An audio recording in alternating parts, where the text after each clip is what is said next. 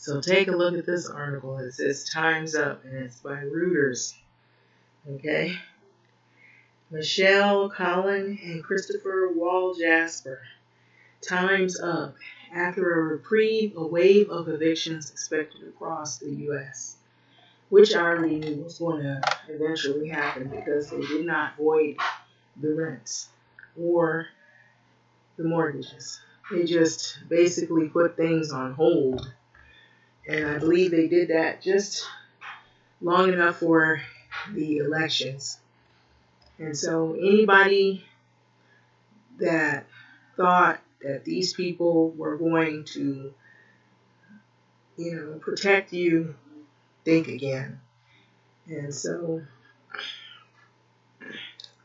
on September the 1st, the U.S. health officials had announced that they would suspend evictions across the United States to help stem further spread of the novel coronavirus.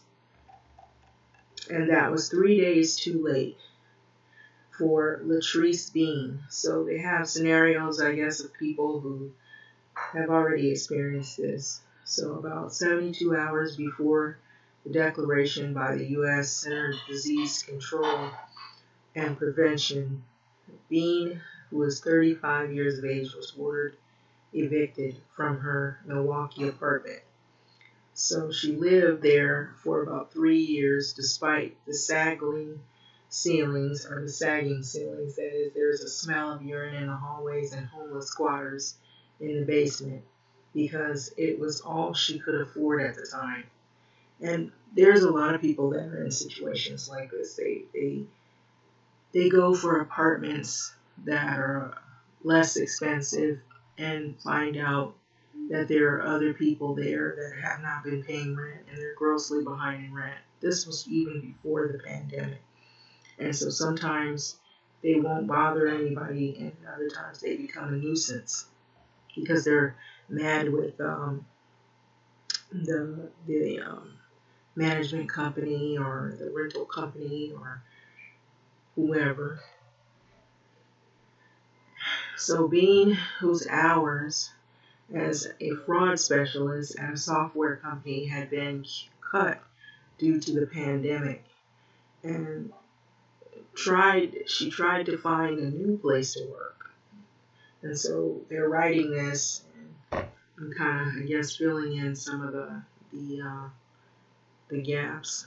But with the eviction on her record, landlord after landlord rejected her.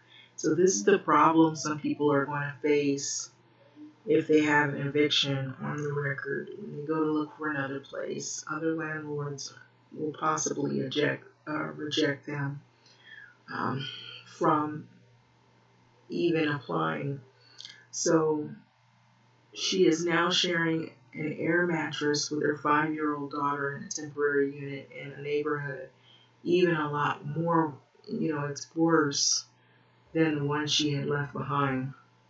I feel so unlucky, said Bean. I have really been through it. And so it has been a nightmare year for many of the American renters, and it has. So the local, state, and federal eviction bans that gave many temporary protections in the spring began to lapse in early summer, ensnaring renters like Bean in the gap. And so September's reprieve by the CDC, which protected many but not all of the renters, is due to expire in January. But at that point, an estimated of $32 billion in back rent will come due, with up to about 8 million tenants facing eviction filings, according to the tracking tool. So that's been developed by a global advisory firm, Stouts, RICS, and Ross, which works with the nonprofit National Coalition for Civil Rights Council. And so the nonprofit group advocates for tenants that are in eviction court to secure lawyers. And so a lot of different states, a lot of different towns or cities are going to be faced with this if they haven't already started Some have, as what I've been hearing. In some other states, their moratoriums have expired, and some people are already facing this. And so, in a typical year, 3.6 million people face eviction cases, according to the Princeton University Eviction Lab, so a national housing research center. Landlords, most of whom mom and pop operators with mortgages to pay, say that they too are under unprecedented financial strains, as well as many move into the 8th month of non-payment. So it's been 8 months for this moratorium. So many owners are not generating sufficient revenue, said Bob Penninger, is the CEO of the National Apartment Association. So this is not a high profit margin business, and so only 9 cents of every dollar return to the owner or the investor as profit, he added, unless Congress, which that's who is the main people, it's not the landlords. And a lot of people I know, a lot of people have been saying void the rent. They've had a lot of people, groups get together and say, cancel rent.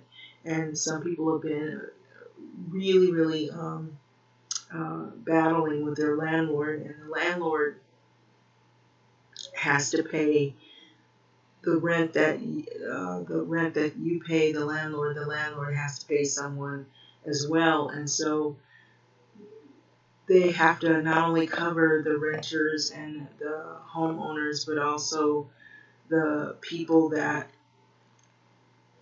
have to actually come up with the money for the commercial property, or if it's the mom and pop property, they also have to pay some, if not many, many of them have to pay. And so what ends up happening is that not only makes the renters and the homeowners behind, but the landlords are too behind in payment. And so that's why it's important, unless Congress, and so I'm adding this, that they're the main ones. The Trump administration, Congress and the Trump administration moved past their deadlock over the contours of the new COVID-19 relief package. And that is the ones that people should be disappointed with if this doesn't move fast enough, or it hadn't moved fast enough. For many, I heard it hadn't moved fast enough. And so this would include financial relief for tenants and landlords. January will bring a surge in displacement and homelessness unlike anything that we've ever seen before, said John Pollock, a public justice center attorney and coordinator of the National Coalition for a Civil Rights to Council. So the Democratic-controlled House passed a relief package that included $50 billion in emergency renter and homeowner assistance funds, and a new ban on eviction and foreclosures for about 12 months. The Republican-controlled Senate proposal contains no similar provision whatsoever. So for all these people that have been running around and bragging about being supporters of these individuals in the Trump administration, you need to now see if they're going to put their money where their mouth is. And so far that hasn't happened. And so people are already facing eviction. And many, many more will face eviction, and it has begun already for millions. So more than 60,000 evictions have been filed since the pandemic started in 17 cities tracked by the Princeton lab. So this is where you see how Congress and how the Trump administration affects you in your community. For those who say, oh, I don't believe in this. This is not going to affect me. Well, if you're going through any of this, like it said up here, Congress and the Trump administration have to move past their deadlock over the contours of the new coronavirus, or COVID-19 as it's called, relief package. And so far we have not seen anything happen just as of yet. And so that could change. But for some, it hasn't moved fast enough, and they're already going ahead with the processes of eviction and displacement of people. So the danger is particularly what it's saying here. It says health experts say that evictions may contribute to the second wave. Now, I'm going to add in here, they're already having a rise in COVID-19 numbers. So I believe the second wave has already beat this. This will only exacerbate it, I believe, because of the displacement and having to figure out where to, house people. And more than likely, if they're going to be warehoused, which is what it's sounding like, that could exacerbate what is already happening. And the hospitals are already filling up. So that would be really, really bad. And it could create a whole world of trouble all over, with people being sick and then not having a place to stay, displacement. There'll be fear, anger, crime will definitely go up. There'll also be places that'll be probably very dangerous to go. And you'll really have to really be careful about where you go and where your whereabouts, because when people are desperate and they have nothing to lose, they've lost everything, then that's when trouble rises. And so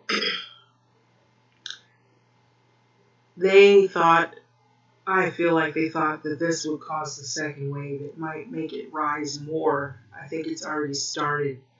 And so in the COVID-19 crisis, so as the newly homeless are forced into shelters, basically I'm for saying this before I even read it, the tight quarters with friends and relatives potentially exposing them to the infection. So the danger is particularly acute in the winter when colder weather pushes people indoors.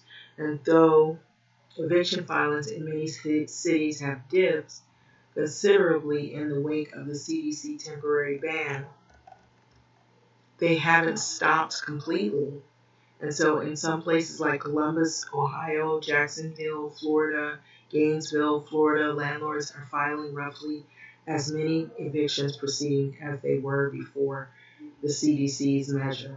So in Richmond, Virginia, for example, there were 152 evictions filed the week of October the 4th, well over the amount filed weekly during July. Because the CDC order is open to interpretation by judges and still leaves plenty of room for landlords to evict. By saying, for example, that a tenant violated the terms of the lease, engaged in criminal activity, or didn't abide by a stipulated payment plan.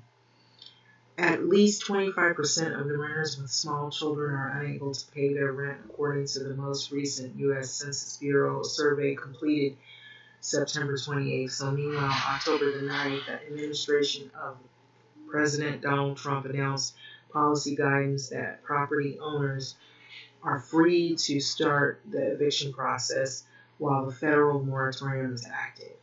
So it is also stipulated that the landlords are not mandated to make tenants aware that the eviction ban exists.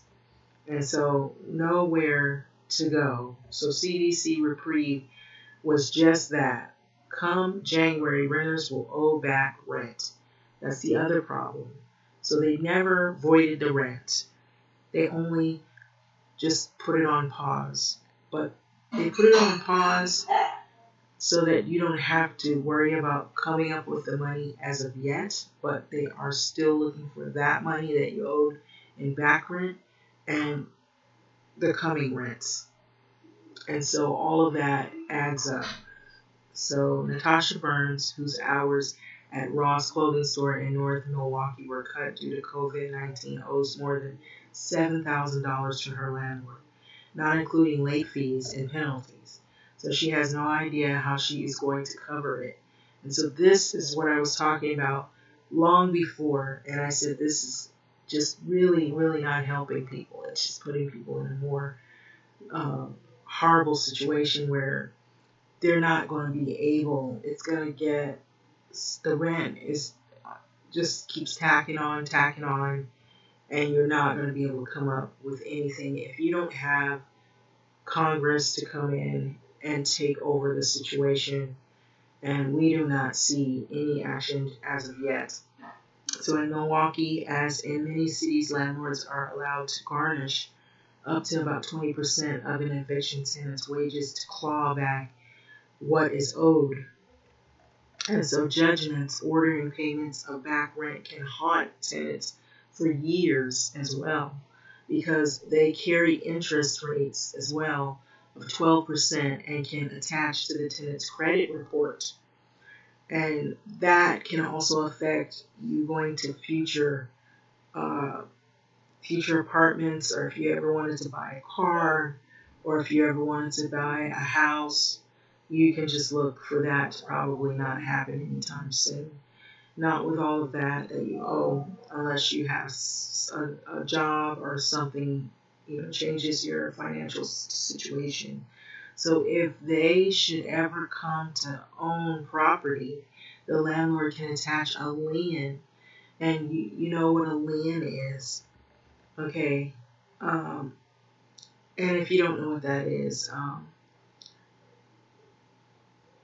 we'll go over it afterward. But joblessness, some people already know what that is, and so that's added debt to what you already owe. If you're paying a house note, then you're going to be paying the landlord and your house note, basically. So joblessness, sickness, loss of a spouse, none of the life's calamities are a defense for the eviction. So they're very, very unempathetic to your financial circumstance. So nor is a global pandemic, unfortunately, says Nick Toman, a weary and gravely voiced Milwaukee legal aid lawyer. And so they're already forewarning people, get yourselves in order because it could get crazy. And this also starts a wave of violence because people get angry and they get mad because they feel they've been wronged because of being kicked out of their only place to live. So Toman, and desperation will ensue as well.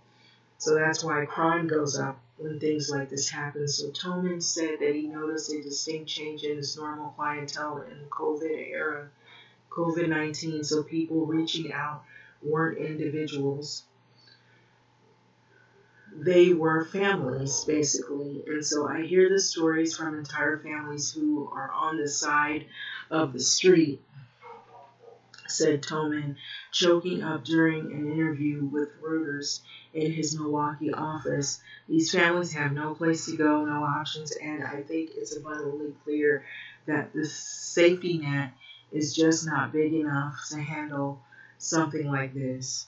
And so it says one client was so distraught that he spoke of suicide. That's the other sad events that could probably also take place with people who are not strong enough to go through this type of bad news. So though eviction filings have slowed since the CDC ban, Toman said that he and other housing defense lawyers in Milwaukee are dreading the looming crush of cases. So January is going to be a mess. It definitely is, he said. So, basically, I'm saying this definitely is. So nobody can get a new place because they have an eviction case pending against them. And they don't have any money anyway. And so that's basically the article. And that's the truth of the matter. And so this is something where Congress has to get into action and get in gear on this, because this is going to affect so many people, you guys. And it's so sad what's about to happen. And this is what I was fearing. But anyway, I'm going to let this video go. I just think people probably were thinking that maybe somehow there was going to be some kind of quick fix. And in cases like these aren't quick fixes. They're temporary band-aids. Like most of the other all these acts and all these little things that people promise you, I'm one of these kind of people. I have to actually see what you're doing and see that it's working to actually believe that you're doing this. If I don't see it in action, then, it's just, you're blowing hot air, basically. You're not really doing anything. And so people promise you things in life, but this right here is people's livelihoods, their families, their babies, and we have a pandemic and this disease is starting to spread even more. And so we have not been told the truth. Some of us think that it didn't exist and that we didn't have anything to fear, but there is fear all around. You see what's happening. There's a lot more violence. There's a lot more protests, which I'm not surprised because of what's happening.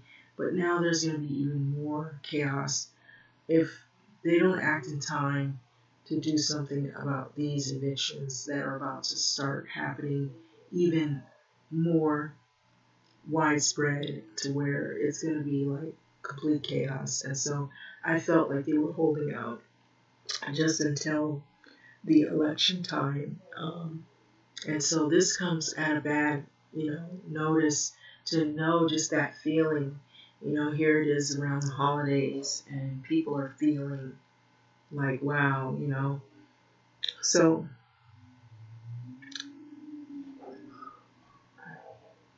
there are, however, some places, I know here in Los Angeles, they have a news channel that will always show who's hiring.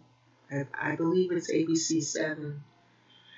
And even if the jobs are part-time, you might have to do that just to make up for what you don't have.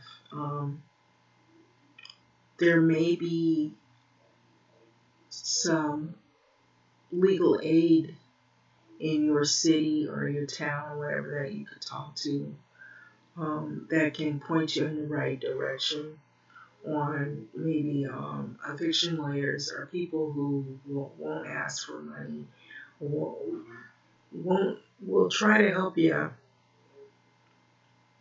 despite your circumstance.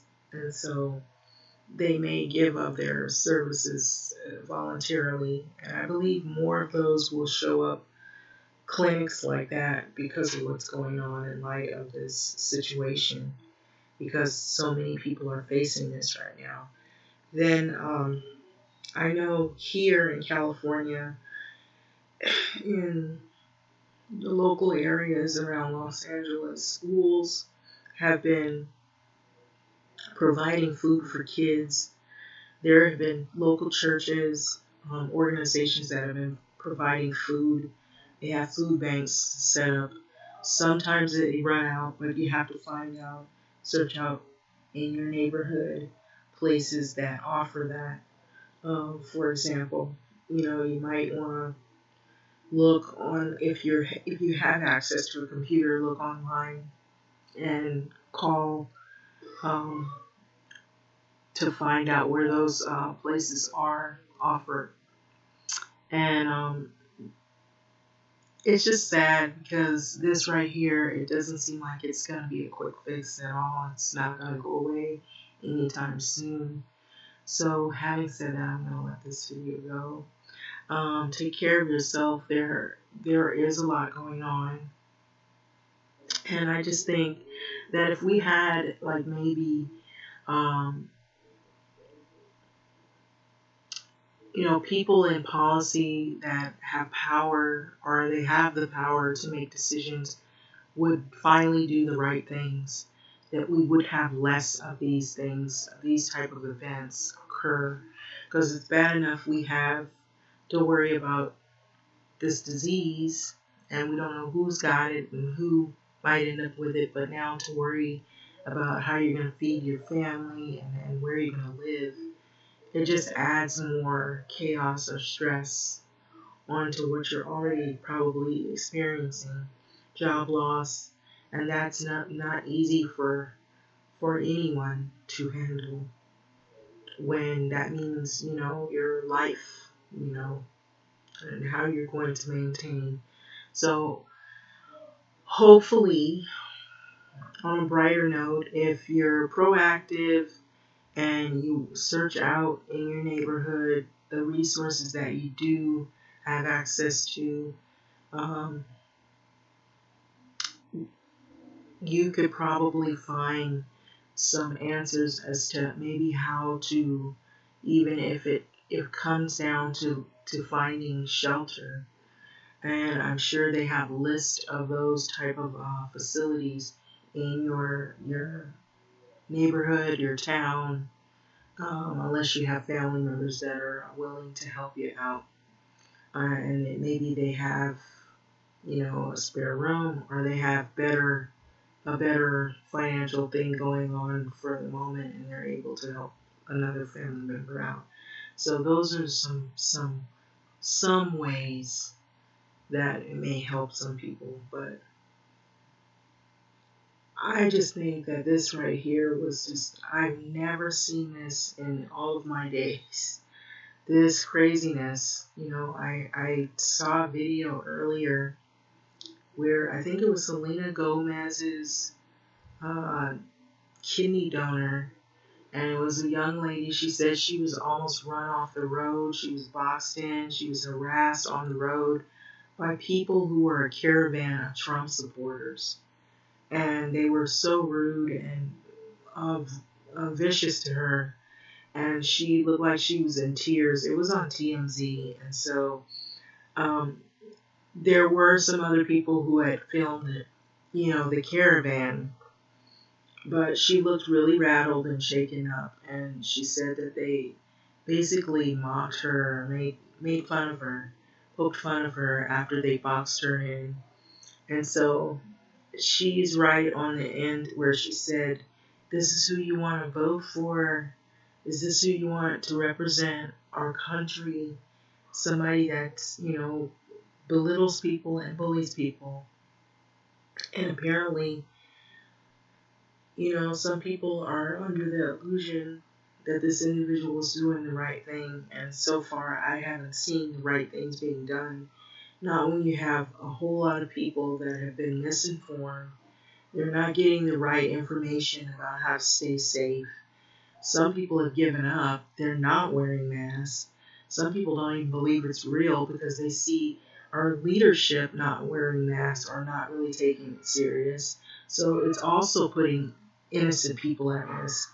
And now you have this thing with eviction and people losing their, maybe foreclosure as well is right around the bend, along with evictions. So, this is going to be 2008 2.0, 3.0 is what's going to happen. If they don't, Congress doesn't step in and fix where things need to be fixed.